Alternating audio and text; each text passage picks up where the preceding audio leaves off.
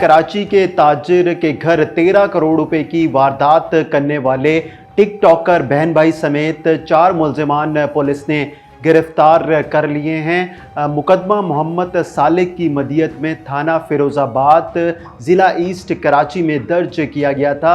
मदई मुकदमा के मुताबिक वो अपने कारोबार से वापस अपने जब घर पहुंचे तो रात 3:30 बजे का वक्त था और वो अपनी गाड़ी गली में पार्क कर रहे थे कि इसी दौरान एक सिया गाड़ी उनकी गाड़ी के आगे आके रुकी और उसमें से 2 मर्द और 3 बुरखा पोश खवातीन उतरे।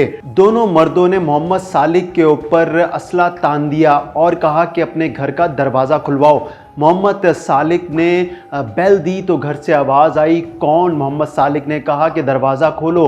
मोहम्मद सालिक जब घर में दाखिल हुए तो 5 मुल्जिमान उनके साथ अंदर चले गए और घर वालों को यरगमाल बना लिया।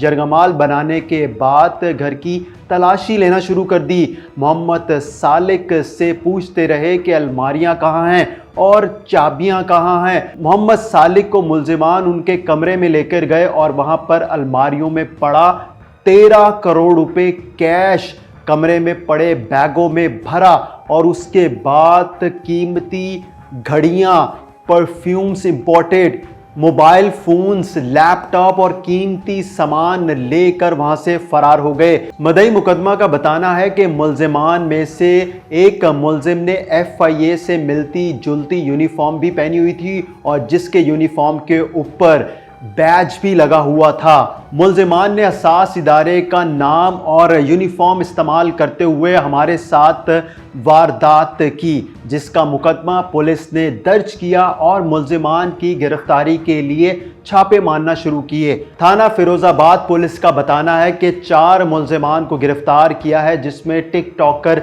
बहन भाई भी शामिल हैं। ये टिकटॉक के ऊपर अपनी वीडियोस बनाकर लगाते हैं। इनकी तस्वीर भी भारतीय और पाकिस्तानी फनकारों के साथ इनके अकाउंट्स के ऊपर मौजूद हैं। थाना फिरोज़ाबाद पुलिस का कहना है कि दोनों टिकटॉकर बहन भाइयों ने अपना गैंग बना रखा था और ये ऐसे ही लोगों के साथ वारदातें करते थे, जैसा कि इन्होंने मोहम्मद सालिक के घर में दाखिल होकर 13 करोड़ रुपए कैश और कीमती सामान लूटा और उसके बाद वहां से चलते बने। पुलिस का बताना है कि मुल्जिमान से तहकीकात जारी हैं और ये देखा जा रहा है कि मुल्जिमान ने और किसके साथ कितनी बड़ी वारदात की। हमें इजाज़त दीजिए, खुदा हाफिज़।